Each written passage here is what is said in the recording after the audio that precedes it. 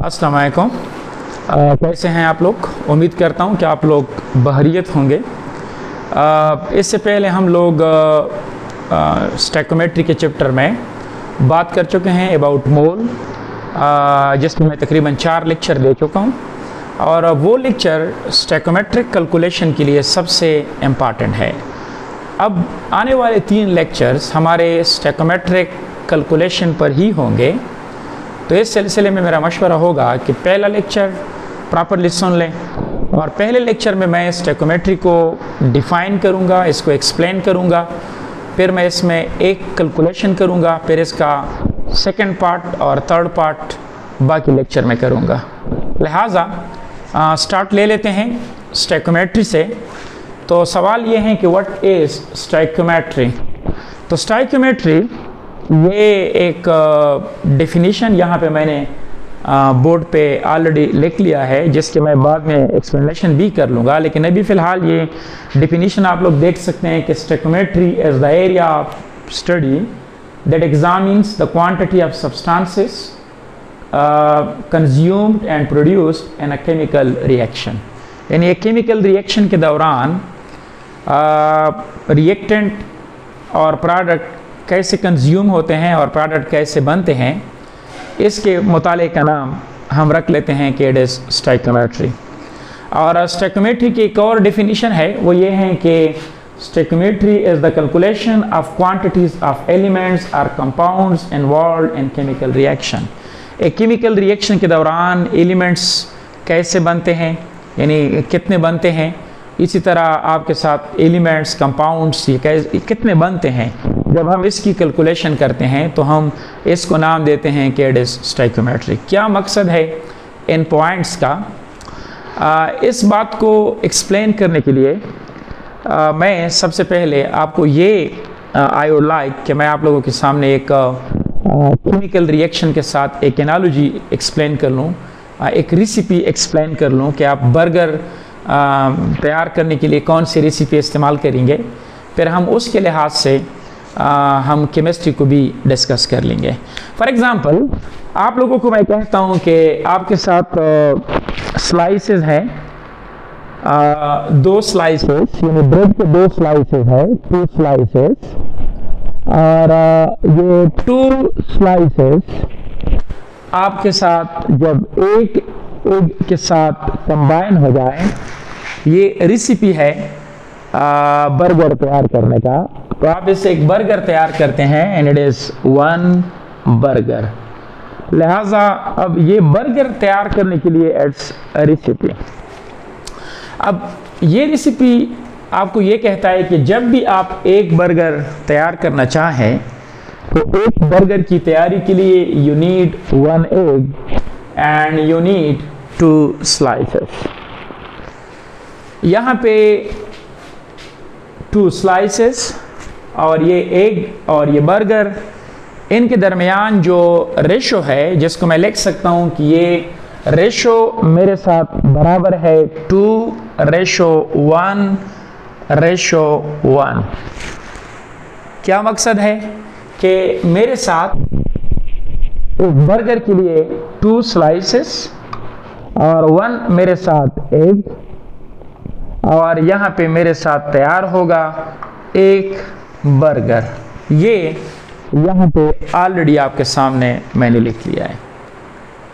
अच्छा, अब जब भी मैं एक बर्गर तैयार करना चाहूँ तो इनकी सादे अल्फाज में स्टैकोमेट्री ये है कि I need 1 egg and I need 2 slices. अब मैं अगर आपको कहूँ कि मुझे 2 बर्गर तैयार करने हैं, तो 2 बर्गर के लिए व्हाट आई नीड, तो 2 बर्गर की तैयारी के लिए 2 बर्गर्स, इसकी तैयारी के लिए ऑटोमेटिकली अगर एक बर्गर को ज़रूरत है 1 एग और 2 स्लाइसेस, तो 2 बर्गर के लिए we need 2 egg and we need 4 slices. लिहाजा मैं लिख सकता हूँ कि 2 बर्गर्स के लिए मेरे साथ ये जो एग्स चाहिए वो मेरे साथ चाहिए 2 एग्स, और मेरे साथ जो स्लाइसेस चाहिए वो मेरे साथ होने चाहिए 4 स्लाइसेस। अब अगर आप इनका दोबारा रेशो ले ले तो ये रेशो ये ओरिजिनल इक्वेशन के रेशो के बराबर होने चाहिए। लिहाजा अगर आप यहाँ पे देख लें तो ये आ जाएगा 1 बर्गर 1 एग और ये आपके साथ 2 स्लाइसेस। लिहाजा ये भी आपके साथ एग और ये आपके साथ बर्गर। अब ये जो एग्जांपल मैंने आपके सामने रख लिया तो ये एक रेसिपी है और ये रेसिपी हमें बर्गर एग्स और स्लाइसेस के दरमियान एक बेहतरीन किस्म का रिलेशनशिप देता है। अब मैं अगर स्टोइकियोमेट्री के लिहाज से इसको देख लूँ तो मैं ये कह सकता हूँ कि अगर मेरे साथ 2 स्लाइसेस हो और मैं इनके साथ एक एग ले लूँ तो ये मुझे एक बर्गर दे देगा। अब अगर मैं आपको ये कहूँ कि अच्छा अगर मेरे साथ 10 स्लाइसेस हो, यानी फॉर एग्जांपल अब अगर आपसे मैं पूछूं कि एग्स की तादाद बहुत ज़्यादा है और घर में पड़े हैं 10 स्लाइसेस, ये बताओ कि आप इससे कितने बर्गर तैयार कर सकेंगे। तो मेरे ख्याल में कि अब ये कोई मसला है ही नहीं, आप डायरेक्टली कहेंगे कि इट्स वेरी इजी। तो मैं लिख सकता हूँ कि अच्छा अवेलेबल स्लाइस जो मेरे साथ अवेलेबल है, दिस इज अवेलेबल स्लाइसेस। तो अवेलेबल स्लाइसेस फॉर एग्जांपल मेरे साथ है 10, यानी आई से 10 स्लाइसेस, ये मेरे साथ अवेलेबल है। अच्छा अब आपको मैं कहता हूँ कि आप इससे बर्गर कितने तैयार कर सकते हैं और मैं साथ ये कंडीशन भी लगाता हूँ कि एग्स जो है वो तादाद में ज़्यादा है, उसकी कमी नहीं है। तो मैं ये कह सकता हूँ कि जब 2 स्लाइस एक एग को इस्तेमाल कर लेगा तो वी विल गेट 1 बर्गर। लिहाजा मैं लिख सकता हूँ कि 2 स्लाइसेस अगर मैं इस्तेमाल कर लूँगा दे आर इक्विवेलेंट, ये बराबर होंगे आपके साथ 1 बर्गर के, यानी 2 slices are equivalent to 1 burger according to my above recipe। अब लिहाजा अगर आपको मैं कहूँ कि what about 1 slice है, 1 slice तो आप कहेंगे कि it is equal to half burger।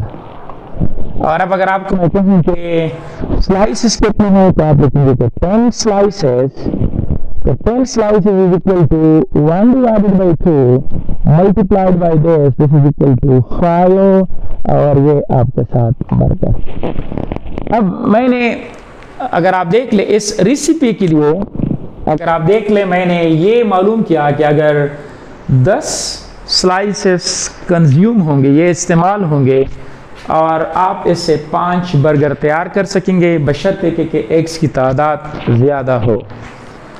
अब स्टोइकियोमेट्री भी इस किस्म का ही एक केमिस्ट्री है, क्वांटिटेटिव केमिस्ट्री है। जिस तरह मैंने डेफिनेशन में लिख लिया है कि stoichiometry is the area of study that examines the quantities of substances consumed and produce in a chemical reaction. अगर आप यहाँ पे देख लें तो आपके साथ अगर मैं यही बात अप्लाई कर लूँ for food recipe, for this burger recipe, तो मैं कह सकता हूँ कि 2 slices is equal to 1 burger और यहाँ पे 1 slice is equal to half burger और ये 10 slices is equal to 5 burger. अब अगर आप देख लें स्लाइसेस कंज्यूम हो गए और बर्गर बन गए, तो हम जब ऐसा कैलकुलेशन कर लेंगे जिसमें कुछ चीज़ें कंज्यूम हो और कुछ जो है वो प्रोड्यूस हो, और जब हम इसके लिए कैलकुलेशन कर लें तो हम केमिस्ट्री के इस ब्रांच को नाम देते हैं स्टोइकियोमेट्री। अब हम आते हैं स्टोइकियोमेट्री के कैलकुलेशन की तरफ, लेकिन स्टोइकियोमेट्री के लिए मैं एक बात बहुत क्लियर बताना चाहता हूँ कि स्टोइकियोमेट्री के लिए आपके साथ जो केमिकल रिएक्शन हो वो उनके इंफॉर्मेशन आपके साथ कंप्लीट होनी चाहिए। नंबर 1 कि रिएक्शन आपके साथ कंप्लीट हो, सेकंड बात कि आपके साथ रिएक्शंस बैलेंस हो। बैलेंस क्यों करवाना ज़रूरी है ये भी एक्सप्लेन कर लेता हूँ। अब स्टोइकियोमेट्री को हम केमिस्ट्री की दुनिया में ले आते हैं और इसकी वजाहत कर लेते हैं कि आखिरकार स्टोइकियोमेट्री हम केमिस्ट्री में कैसे एक्सप्लेन कर सकते हैं। लेकिन ये इक्वेशन जो आपके सामने मैंने लिख लिया है बर्गर का, इसको मैं हमेशा के लिए इस्तेमाल भी करूँगा और इस पर बार बार इसको मैं डिस्कस भी कर लूँगा। इसलिए मैं ये डेफिनीशन यहाँ से हटा देता हूँ ताकि यहाँ पे मैं कुछ मज़ीद चीज़ें जो है वो लिख सकूँ और आप लोगों के साथ डिस्कस कर सकूँ।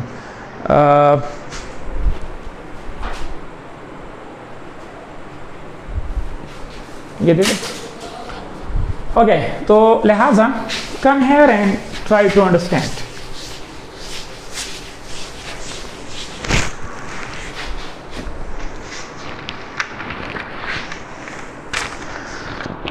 फॉर एग्जाम्पल मेरे साथ ये एक रिएक्शन है और यहाँ पे मैं टॉपिक को एक टाइटल भी दे देता हूँ, बिकॉज टॉपिक तो वैसे स्टोइकियोमेट्री है, लेकिन अब मैं यहाँ पे एक लफ्ज लिखता हूँ कि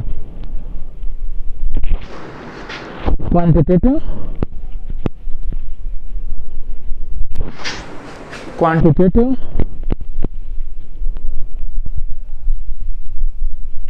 information from balance equation।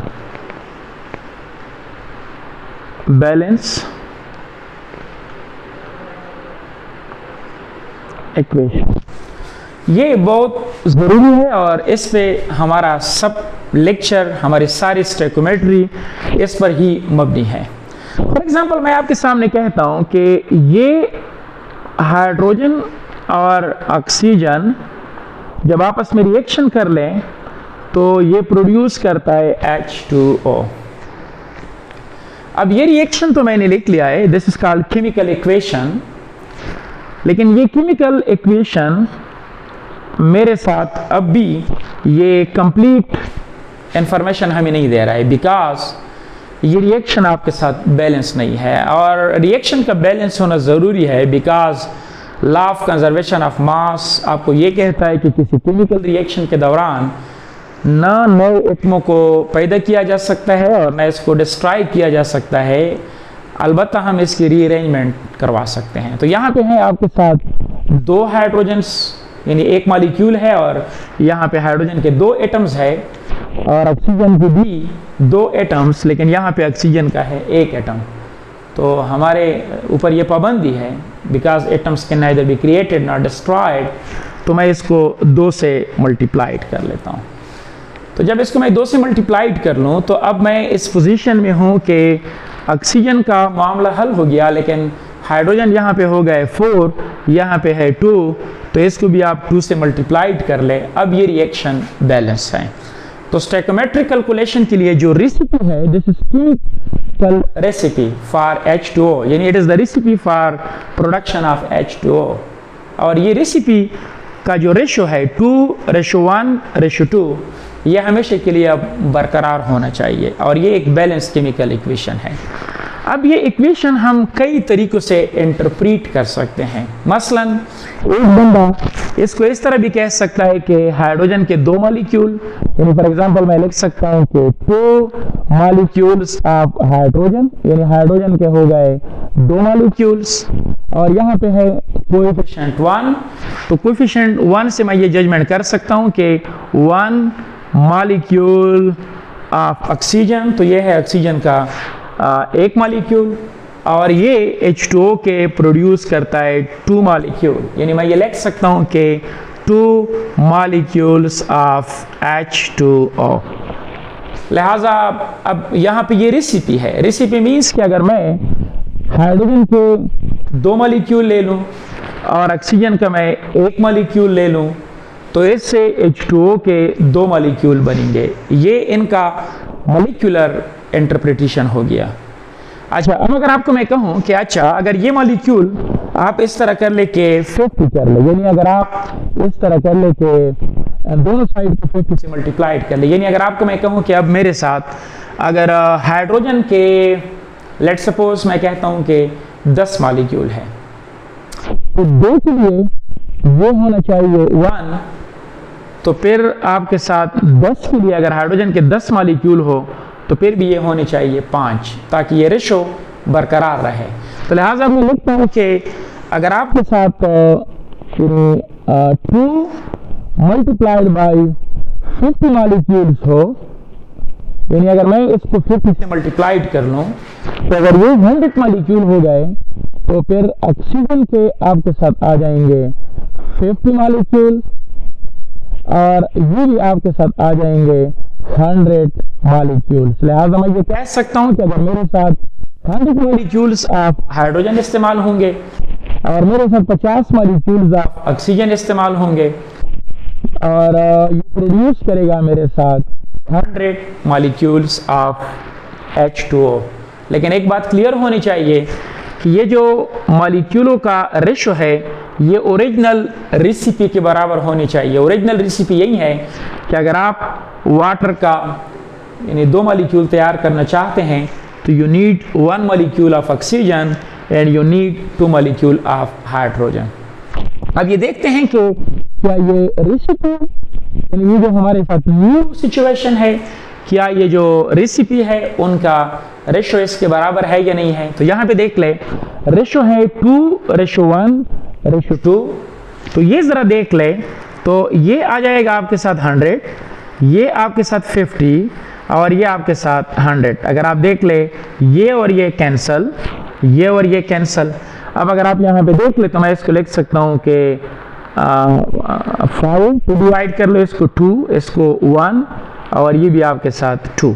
तो अगर आप ये रेशो देख लो 2:1:2 तो 2:1:2, जो कि इस बात का सबूत है कि whatever you are doing here लेकिन रेशो हमेशा के लिए उस रेसिपी के बराबर होनी चाहिए। ये बहुत इंपॉर्टेंट पॉइंट है जो आपको क्लियर होना चाहिए।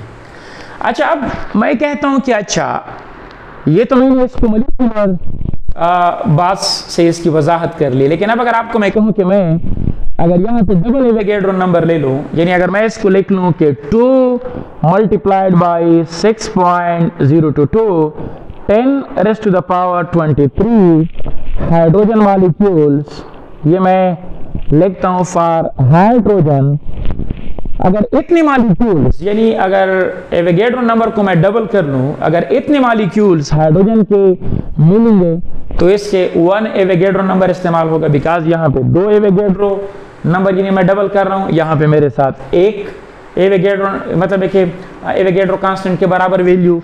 तो ये मेरे साथ ये आ जाएगा कि ये मेरे साथ बनेगा 6.022 10⁻23।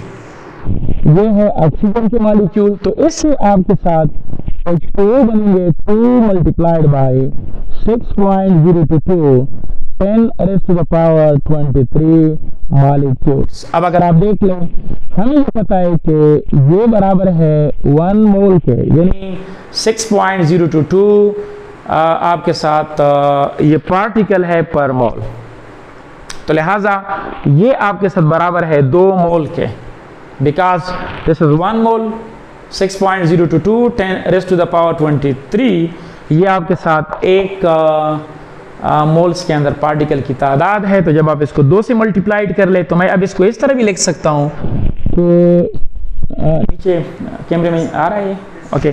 तो मैं इसको लिख सकता हूँ कि 2 मोल्स और यहाँ पे मैं लिख सकता हूँ 1 मोल, because this is 1 mole.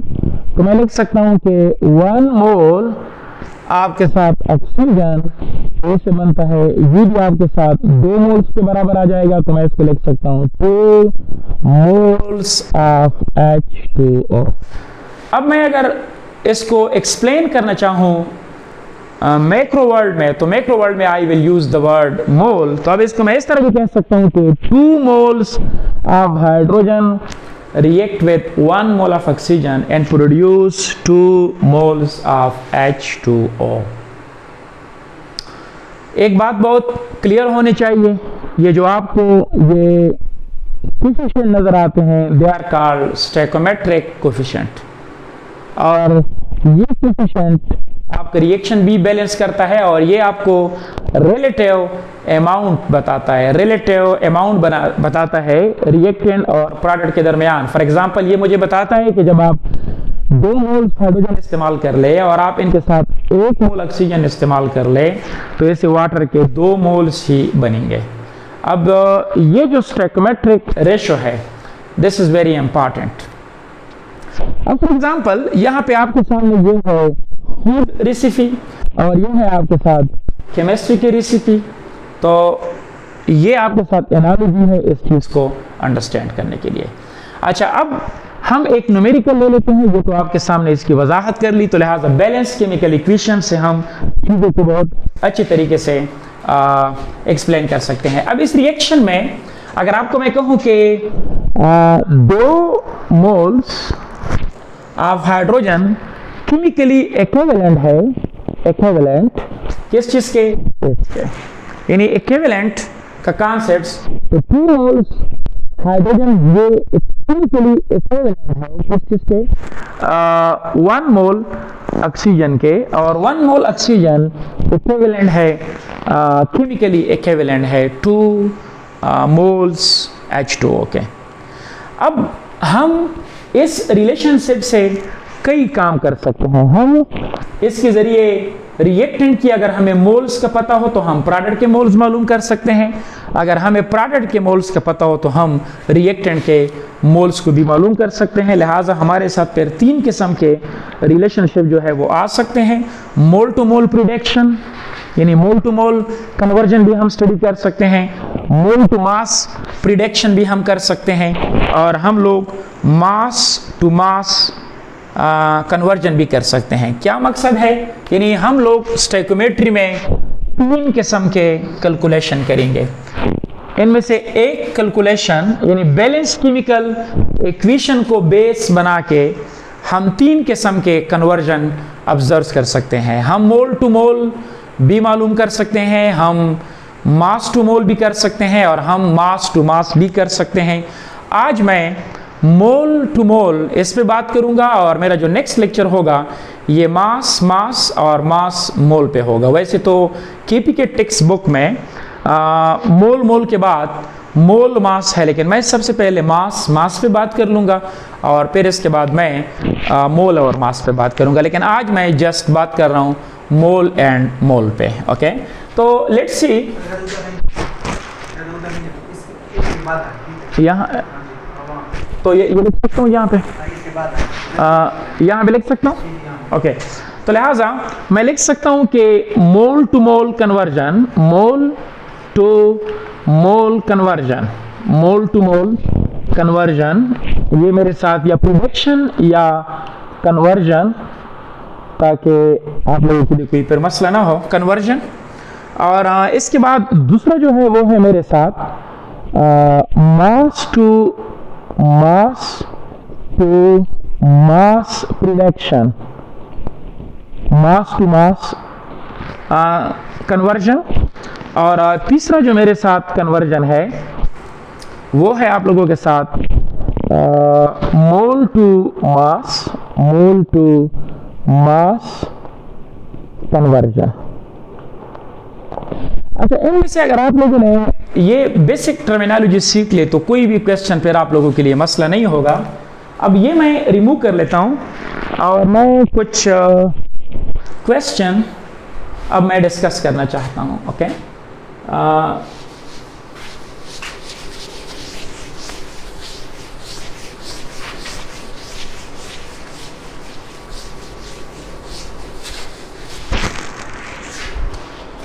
For example आप लोगों के सामने मैं एक बहुत सिंपल क्वेश्चन रख लेता हूं कि ये है आपके साथ प्रोपेन, एग्जाम्पल है C3, और ये आपके साथ H8 प्लस 5 ऑक्सीजन, ये आपस में रिएक्शन कर लेते हैं और इससे बनता है 3 कार्बन डाइऑक्साइड, और ये आप लोगों के साथ 4H2O, ये आपके साथ है एक chemical equation.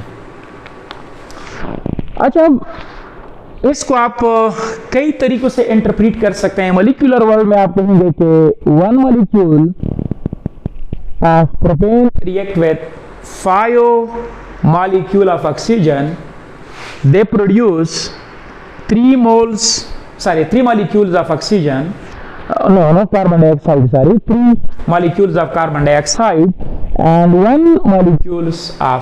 4 molecules of H2O। लेकिन अब अगर आपको मैं कहूं कि इसको मोल की दुनिया में एक्सप्लेन कर लो, तो आप कहेंगे कि 1 mole of propane react with 5 moles of oxygen. जब ये आपस में रिएक्शन कर लें तो ये 3 मोल्स कार्बन डाइऑक्साइड पैदा करता है और ये हमें 4 मोल्स H2O देता है।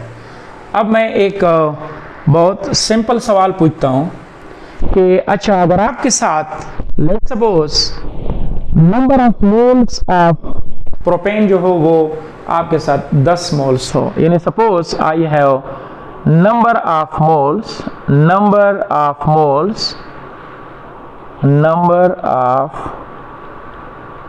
moles of C3H8, ये आपके साथ हो 10 मोल्स।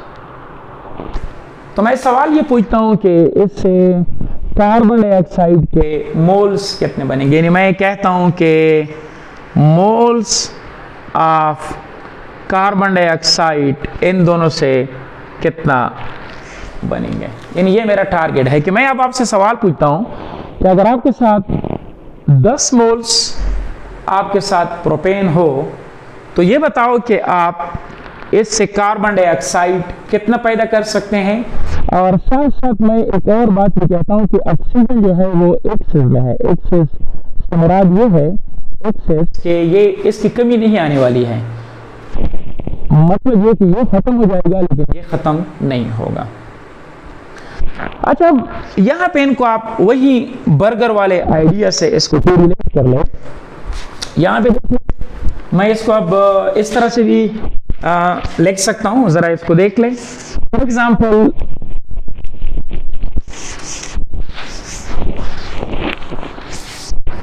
ओके, यहाँ पे अगर आप लोग देख ले, फॉर एग्जाम्पल मैं आपको कहता हूं कि आपके साथ घर में 10 एग्स है, आई हैव 10 एग्स, तो ये बताओ कि इस 10 एग्स से नंबर ऑफ बर्गर्स कितने बनेंगे, यानी नंबर्स ऑफ बर्गर इससे कितने बनेंगे, दैट्स द क्वेश्चन। तो अब यहां पे अगर आप देख ले तो मैं सवाल साथ साथ ये भी कहता हूं कि slices they are an excess, तो कंट्रोलिंग फैक्टर जो प्रोडक्ट की मकदार कंट्रोल करेगा वो आपके साथ जो है वो एग्स कंट्रोल करेगा। अच्छा, अब मैं कहता हूं कि एक एग वो पैदा करता है 1 बर्गर, तो लिहाजा सोल्यूशन में मैं कुछ इसको इस तरह से लिख लेता हूं कि मैं कहता हूं कि 1 एग ये आपके साथ इक्विवेलेंट है। मैं ये इस तरह कर लेता हूं ताकि आपको पता चले दिस इज इक्विवेलेंट। तो 1 एग ये इक्विवेलेंट है 1 बर्गर का। तो आपके साथ टोटल एग्स कितने हैं, वो है 10।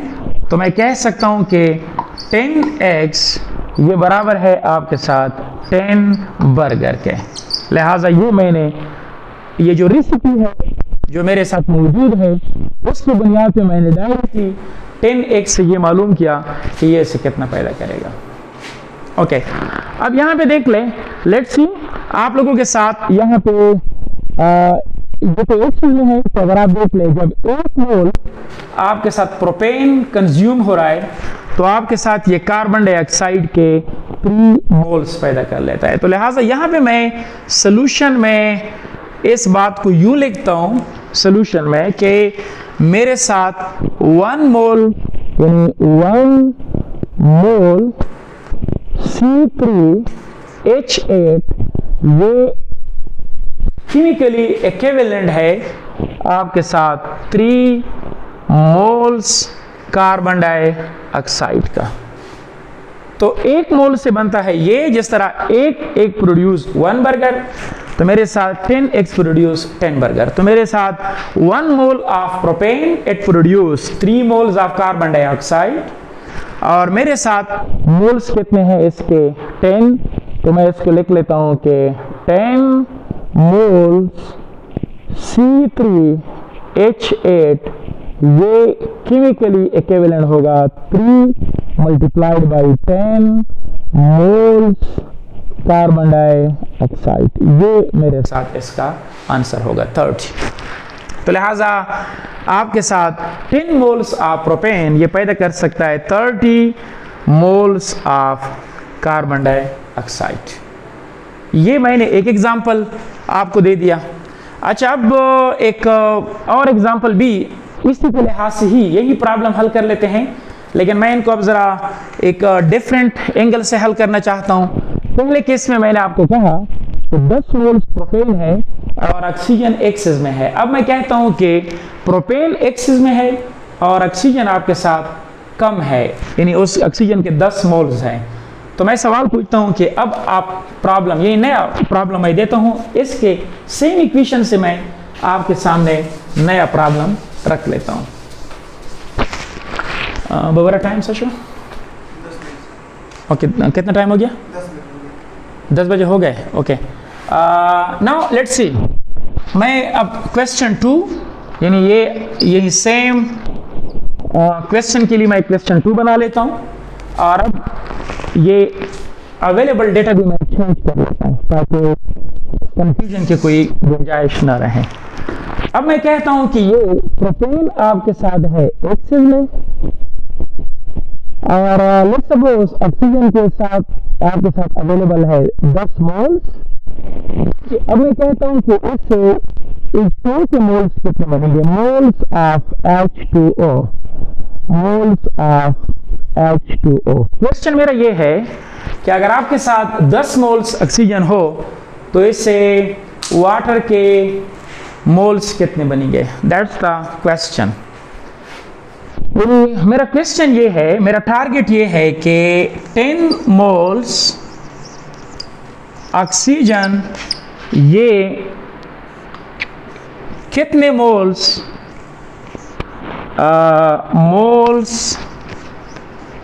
ऑफ H2O ये प्रिडिक्ट कर सकेगा या नहीं। अब हमारा टारगेट ये है कि 10 मोल्स ऑफ ऑक्सीजन कितने मोल्स ऑफ वाटर के बराबर है।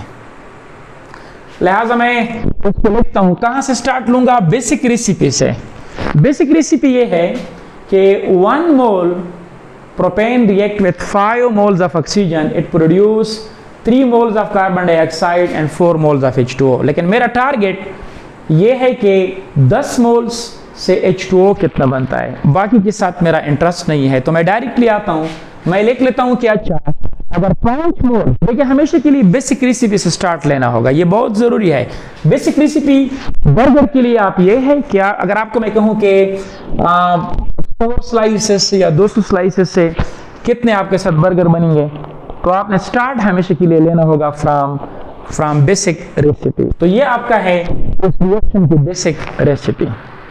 अब मैं इसको लिख सकता हूं कि अच्छा सॉल्यूशन की तरफ मैं जा रहा हूं और सॉल्यूशन की तरफ मैं कहता हूं कि अच्छा 5 मोल्स और आप लोगों के साथ 5 मोल्स आपके साथ ऑक्सीजन, ये केमिकली इक्विवेलेंट है 3 moles of carbon dioxide and 4 moles of H2O, लेकिन मेरा इंटरेस्ट H2O में है, नॉट इन कार्बन डाइऑक्साइड, तो देयरफॉर आई इग्नोर इट।